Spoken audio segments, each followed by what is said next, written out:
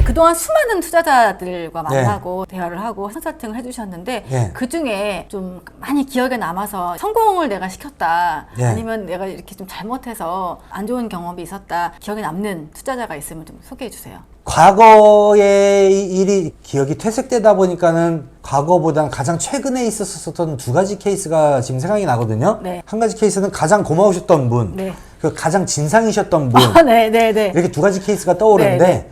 그 가장 고마우셨던 분은 뭐냐면 제가 최근에 어떤 지식산업센터를 통임대를 좀 우량힘체에 통임대를 맞추게 됐어요. 네. 근데 통임대를 맞추는 과정에 지금 굉장히 힘들었었거든요. 힘들죠. 굉장히 힘들었고 제가 제 비용도 지출을 많이 하게 됐어요. 통임대를 성사시키기 위해서 굉장히 많은 비용을 지출을 하게 됐는데 그러다 보니까 투자자 고객 한 분한테 뭐 렌트프리를 3개월을 제공을 해달라 이렇게 요청을 드린 분이 있었었거든요. 왜냐면 전 통임대를 위해서 어떤 입주해 있는 업체를 명도에서 이제 내보냈었는데 명도에서 내보내는 업체한테 이제 뭐 페이버 뭐 메리트를 주기 위해서 제가 1년 렌트프리 제공을 한다고 그랬어요. 그 1년 렌트프리 비용을 이제 제 돈으로 주고 뭐 그런 혜택을 제공해야 이사를 할 거 아닙니까? 그래야 통임대를 맞출 수 있고 그 건물이 깔끔하게 비워져서 월세를 3개월 렌트프리를 부탁을 드렸는데 나보고 정말 부담이 크시겠다. 돈도 정말 많이 쓰시 부담이 크시겠다. 자기가 좀 도와드리겠다는 6개월 렌트프리를 제공해 준 거예요. 무려 6개월 렌트프리를. 그래서 제가 보통 다른 일반적인 경우면은 3개월 렌트프리 너무 긴데 한 달만 합시다 라든가 난 렌트프리 못 드리겠어요. 그런 사람도 있어요? 뭐 그런 사람도 있죠. 그런데 사실 그런 사람 좀 얄미워 사실. 아니 사람이 그렇게 다 통일대 맞춰주면 3개월 정도는 사실 해줄 수 있는데 공시보다는. 제가 그 6개월 렌트프리 제공해 주신 분이 너무 고마워가지고 이분은 차후에 다른 거 투자 제가 다른 어떤 특혜를 따로 드려야 되겠다. 좋은 물건 같은 거를 두고두고 이제 제가 생각을 하면서 많이 신경을 써드리게 될 것이고 정말 고마웠었고요. 가장 진상이셨던 분이 계신데 1월 말에 입주 지정 기간이 끝나고 잔금을 친 지식산업센터가 있습니다. 1월 말이면은 2월 말, 3월 말, 4월 말, 5월 말, 6월 말 한 5달 됐죠. 입주 지정 기간 끝나기 5달이 됐어요. 근데 얼마 전에 있었던 일이니까 이제 입주 지정 기간이 끝나지 한 4개월 갓 지난 시점이었었던 거죠. 네, 이분 처음 상담 왔었을 적에부터 좀 인상이 안 좋고 느낌이 안 좋고 좀 그랬었어요. 좀 매너도 없고 그러셨어요. 그랬는데 이거를 잔금을 친 다음에 연락이 항상 뭐 자주 왔었어요. 제 직원한테도 연락이 자주 오고 저한테도 자주 오고 물론 첫 등기 치는 거니까 마음이 조급해서 뭐 그럴 수 있는 거 충분히 이해를 하지만 너무 잦은 연락은 저희 사실 업무가 방해가 되기도 하고 저희가 신경 안 쓰고 있는 것도 아닌데 똑같은 얘기를 너무 이렇게 자주 하면 좀 저 입장에 좀 그럴 수 있겠단 말이죠. 그렇게 지쳐가던 어느 날 카톡이 왔습니다. 저한테. 저를 믿고 투자를 했는데 실망스럽다라는 둥 내가 추천한 물건이 그렇게 매력적이지 못한 뭐 만족스럽지 못하다는 물건에 평가를 내릴 수밖에 없다라는 둥 대박이다. 4개월 남짓밖에 안 지났는데 말이죠. 그 제가 참다가 이제 폭발을 했어요. 그러니까 전화를 했어요. 초기 입주장 때 투자자들이 공실 6개월 감수해야 되는 부분이다. 6개월도 안 지났는데 이렇게 매일같이 연락을 해가지고 사람 이렇게 정신적으로 괴롭히면 어떻게 하냐. 그럼 그분이 이제 매매로 팔아달래. 지금 또 훅 올라오셨어요. 그래서 이 금액에 팔아달래. 근데 이 금액으로 팔았을 경우에는 자기가 손해를 안 보는 마지노선이 이거라는 거야. 이 가격으로는 못 팔아드려요. 지금 시장가보다 높은 가격이에요. 거래될 수 없는 가격이고 이렇게 얘기를 하니까 사실은 이 가격에 팔릴 뻔 했는데 이 가격에 팔면 본인이 한 500만 원 정도 손해본다는 계산이 나와서 그래서 그걸 안 팔았다는 거야. 팔지 그러셨냐고. 그러면 파시지. 그럼 내가 그 당신이 손해본다는 500만 원 내가 보전해드리겠다. 내 계산으로는 그 가격에 팔아도 손해는 안 보시는데 뭐 500만 원 손해본다 하시니까 그게 팔면 제가 500만 원 보전해드릴게요. 자, 이렇게 얘기했거든요.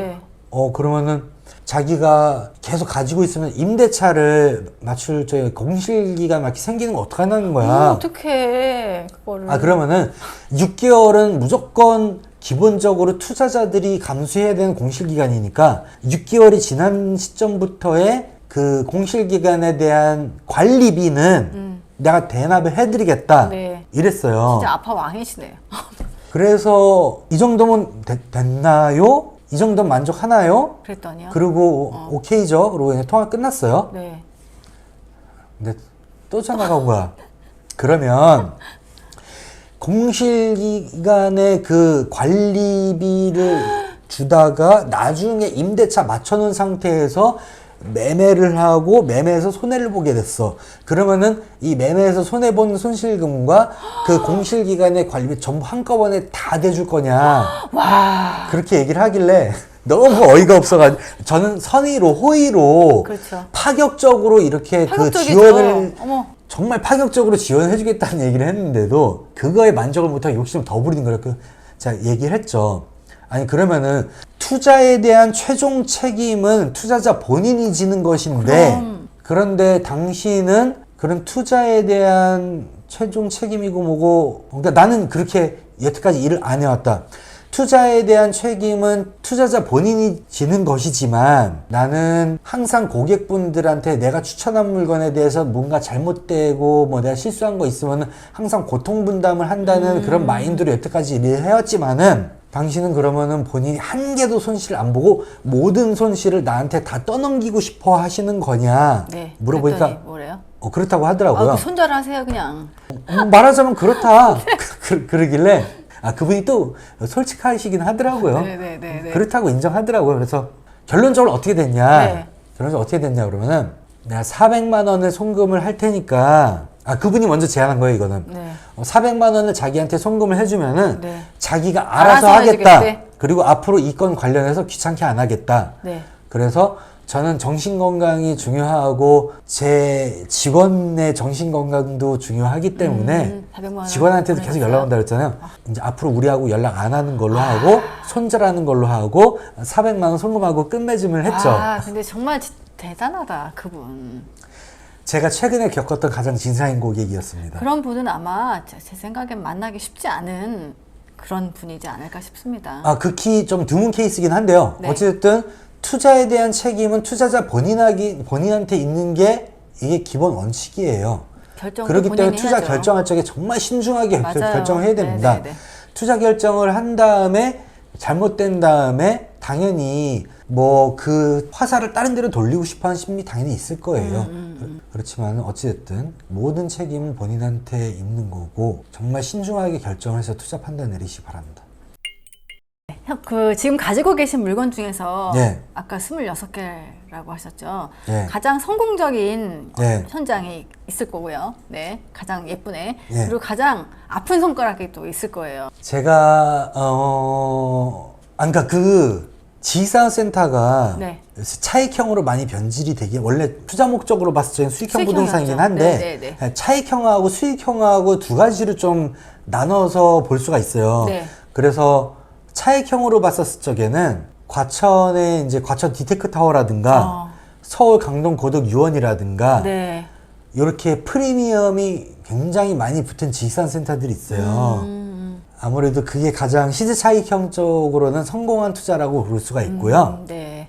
수익형 쪽으로, 네. 월세 수익형 수익으로. 쪽으로 제가 가장 만족스럽고 가장 성공적으로 투자했다고 뭐 제 나름대로 생각하는 게 있는데 네. 경기도에 있는 지식산센터예요. 경기도에 있는 지식산센터인데 평택이에요. 평택 고덕신도시. 그래요? 아니 그게 그 평택 고덕신도시는 호불호가 굉장히 두드러지는 지역이에요. 네. 첫 번째로 서울에서 너무 먼 거 아니냐. 네.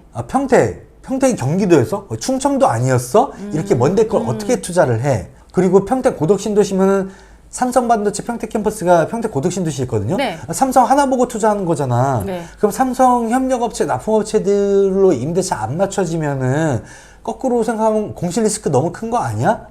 이렇게 두 가지 이렇게 안 좋게 생각하는 분들이 이 두 가지 안 좋은 시선이 있는데 네. 첫 번째, 너무 멀어서 관리하기 힘든 거 아니야? 완벽하게 잘못된 생각입니다, 이거는. 네. 오히려 관리하는데 훨씬 편해요. 거기는 그 3번 임대차 맞춰졌다면 삼성협력업체 납품업체로 장기 우량 임대차를 맞출 수 있기 때문에 네. 그리고 인테리어를 아무것도 안 해도 되는 거기 동네거든요. 인테리어 안 해요. 네. 그러면은 거기 한 달에 한 통임대 번씩 맞추셨어요? 세운지에서만 끊으면 되는 거지. 그러니까 거기 통임대 들어가신데 거기세요? 혹시? 통임대 맞춰진 데도 있고 아닌 데도 있고 그런데요. 네. 저는 그러니까 제가 개별 임대차 맞춘 거나 뭐 요번에 통임대 맞춘 거나 요 전번에 통임대 맞춘 거나 다 그냥 평생 영구 임대차예요. 그 지역의 특성이 있어요. 거기는 그렇죠. 다른 지역 지식산센터하고 그 지역 지식산센터하고 완전 성격이 굉장히 상반돼요. 거기 임대차 맞췄다 하면 일단 장기 임대차로 오래 갑니다. 네. 뭐 1년, 2년 이렇게 짧게 끝나는 건 잘 없어요. 네. 그게 첫 번째 장점이고, 그래서 오히려 관리하기 더 편하다는 것. 그런데 아까 그 두 번째는 인정을 해요. 네. 삼성 하나 보고 투자하는 동네이기 때문에 삼성협력업체 납품업체 임대차 안 맞춰주면 공실 리스크 큰 거 맞아요. 네. 맞기 때문에 저는 항상 그 뭉치면 살고 흩어지면 죽는다의 전략을 그 지역에서 항상 쓰거든요. 그러시구나. 그래서 통임대를 맞추려고 항상 노력을 하고. 네. 근데 이제 여태까지 저는 제가 투자한 그 지역에서 실패 사례가 없어요. 네. 제가 거기 평택 고덕신도시에 1, 2, 3, 4, 5, 6, 7, 8, 8개 호실을 가지고 있는데 네. 다 임대차를 맞췄고 다 장기 우량 임대차를 맞췄고 수익이 굉장히 뛰어나고 그러다 보니까 뭐 그래서 저는 가장 성공적인 수익형 뭐 월세 투자라고 저는 생각을 해요. 제가 보유하고 있는 것들 중에. 평택 쪽이고 그리고 좀 안 좋은 현장. 그러니까 좀 수익이 안 나오는. 또 훅 올라오십니까? 네. 아니요, 이건 제가 그냥 이니셜 얘기하셔도 돼요. 제가 향동에 있는 어떤 지식산센터가 있어요. 많죠. 향동에 있는 어떤 지식산센터가 있는데 네. 그 당시에 그 드라이브인 호실들이 엄청나게 인기가 많았었단 말이죠. 네. 굉장히 인기가 많았었는데 그 드라이브인 호실이 인기가 너무 많고 경쟁이 치열하고 서로 너도 나도 달라고 하는 물건이다 네, 보니까 그런 물건이다 보니까 상가를 많이 가지고 가면 네. 상가를 많이 팔면은 드라이브인 호실을 배정을 많이 해주겠다. 그렇게 그 지식산센터 그쪽 시행사 대행사에서 요런 정책이 나왔었단 말이죠. 네. 그럼 제 고객들, 제 카페 회원분들이 드라이브인 호실 원하는 고객들이 너무 많은 거야. 그래서 상가를 하셨어요. 그래서 제가 그 드라이빙 호실을 최대한 많이 많이 확보해서 제 받으려고? 고객분들한테 드리기 위해서 네. 제가 상가를 떠났어요. 살신 성인하셨어요. 네. 제가 상가를 매입을 했는데 그런 생각이었었죠. 이거를 상가를 매입을 해서 드라이빙 호실을 많이 확보를 해서 제 고객들한테 많이 호실을 나눠드리고 네. 내가 매입한 상가는 무피로 바로 초피에 날려버리자. 네. 왜냐면 그 당시에 상가도 순식간에 바로 하루 만에 완판됐었거든요. 상가도 좀 인기가 있었어요. 네. 근데 코로나로 인한 네. 아직도 못 팔고 보유하고 있습니다. 제가 보기에는 못 팔 것 같아요. 네. 뭘 하셔야 될 것 같아요. 거기다가 사업 준비를 하시죠. 제가 일단은 못 팔고 등기를 쳐야 된다고 봤을 적에 네. 비자발적인 장기 투자가 된다고 봤었을 적에 저는 일단 공인중개사하고 자격증이 있고 부동산을 운영하고 있으니까 그쵸. 거기다가 부동산을 운영을 해도 하면 되고요. 네. 그리고 뭐 거기다 뭐 커피숍을 운영한다든가 뭐 그렇게 뭐 하면 되죠. 뭐 긍정적으로 생각을 하면서 스트레스를 받지를 말아야 돼요. 네, 제가 아까 제가 말씀드렸듯이. 고양시 주민이고 향동이랑 가깝게 있거든요. 제가 커피 마시러 많이 가겠습니다. 어쨌든 제가 보유하고 있는 것들 중에서 굳이 최악의 현장을 꼽으라면 비자발적으로 제가 보유하게 된 상가. 네. 네. 네, 상가에 대한 문제가 조금 사실 아직도 많이 네. 문제가 있어요. 이게 또 좋은 시절이 있고요, 부동산이. 네. 한 2, 3년 전에 또 많이 그때부터 좋아지기 시작해서 네. 지금은 사실 좀 약간 위축됐다기보다는 심리적으로 약간 얼어붙은 상태예요. 이게 그렇죠. 돈이 안 돈다기보다는 이렇게 관망하는 거죠. 예. 그런 상황인 것 같아요. 제가 봤을 때 그 앞으로 부동산 경기나 또 저희 지산의 예. 경기가 어떨 예. 것 같아요? 일단은 지금 금리 인상기란 말이에요. 네. 금리가 이렇게 인상을 하게 되면은 부동산 경기 당연히 위축될 수밖에 없고 네. 그리고 특히 수익형 부동산인 뭐 지식산센터 쪽에도 악영향을 미칠 수밖에 없어요. 네. 지식산센터 대출 레버리지 효과가 굉장히 장점인 상품인데 네. 금리가 인상되면 뭐 그러니까. 레버리지 효과를 쓰면 쓸수록 이자 부담이 더 커지니까는 그건 네. 너무나 당연한 건데요. 네네네. 그래요. 뭐 낮이 있으면 밤이 있는 거고요. 뭐 금리가 오를 때가 있으면 내릴 때도 있는 거고, 그렇겠죠. 여태까지 저금리 시대였었으면 저금리 시대가 저물고 다시 금리가 인상하고 있는 상황이고, 또 그리고 지금 뭐 인상하다 보면 또 나중에 또 금리가 내려가게 될 거예요. 네. 그러니까 지금 당장의 상황으로만 일희일비하지 말고, 예를 들어서 이제 지산센터를 이제 노후에 은퇴한 다음에 안정적인 월세 임대소득 흐름이 나올 수 있도록 했어. 그러면은 뭐 환갑 때까지 칠순 때까지 계속 노후에 월세를 받아야 되니까. 그렇죠. 뭐 10년, 20년 보유한다고 봤었을 적에 뭐 10년, 20년 보유하고 있는 기간 동안 당연히 금리가 오를 수도 있고 내릴 수도 있는 거잖아요. 그렇죠. 지금 금리가 오르는구나. 그럼 뭐 나중에 뭐 한동안 2, 3년 되면 뭐 금리 떨어지겠지? 뭐 그런 식으로 뭐 생각을 하면은 될 것 같고, 또 금리가 오르는 시대다 보니까 제가 말씀드렸잖아요. 저는 거의 대부분 90% 대출받게 해드린다고. 네. 금리가 오르면은 네. 이게 또 양날의 검이 될 수가 있어요. 지금 독이 될 수가 있어요. 90% 맥시멈으로 대출 받는 게. 그렇죠. 그냥 90% 대출 받을 수 있어도 그냥 80%만 대출 받고, 공실 기간 동안 임대차가 맞춰지면 상관이 없는데, 네. 공실 기간 동안에 대출 이자 부담이 90% 대출 받을 대출 이자 부담이 당연히 클 수밖에 없단 말이죠. 네. 그러면 대출을 뭐 많이 받을 수 있도록 적게 받는 거야. 이런 식으로 보수적인 포지션을 취하면서 좀 지금 금리 인상기에 대응을 하라는 거죠. 네. 또 우리 지산센터 좀 약간 차익형으로 변질돼서 전매 투자자분들이 굉장히 많이 진입을 했는데, 네. 전매 투자도 약간 좀 보수적으로 정말 확실해 보이는 물건만 뭐 이렇게 하여튼 그렇게 취사선정해서 보수적인 포지션을 취할 필요가 있습니다. 네, 제 생각도 그렇습니다. 이게 부동산 경기라는 게 지금 뭔가가 자꾸 바뀌는 상황이기 때문에 두고 보는 상황인 것 같고요. 예. 장기적으로 봤을 때는 정말 오를 때도 있고 내릴 때도 있고, 근데 그런 거를 너무 민감하게 예. 받아들이시면 정말 예. 좀 많이 힘이 드실 것 같고, 예. 투자를 하실 때 예. 조금 여유 자금을 갖고 계시는 그렇죠. 분들이 예. 좀 여유 있게 투자하는 맞아요. 이렇게 돼야 되는데, 그렇죠. 정말 연끌 해가지고 예. 하나 뭐 두 개 없는 돈 다 해가지고 했을 경우에 굉장히 마음이 조급해지잖아요. 그래서 그렇게 어려운 투자는 지금은 네. 좀 삼가하는 시기가 아닐까 맞습니다. 네, 싶습니다. 좋은 말씀 하셨습니다. 완벽하게 동의합니다. 감사합니다. 네. 네, 이렇게 정말 너무너무 바쁘신 분이신데 네. 여기까지 와주셔서 너무 감사하고요. 네. 정말 좋은 말씀, 또 인간적인 네. 말씀 들어서 너무 감사했습니다. 네. 네, 마지막으로 여기다가 제 사인 하나만 네. 해주시고, 네. 네, 제가 잘 보관하고 네. 또 제 후배들 오면 읽으라고 네. 보여드리겠습니다. 지산명가 네. 장금이가 간다. 파이팅! 제가 좀 악필이에요. 전 더 먹습니다. 귀여우신데요? 네, 이렇게 사인까지 해주시고 제가 다음에 맛있는 식사 네. 한번 사드리겠습니다. 알겠습니다. 감사합니다. 네, 감사합니다.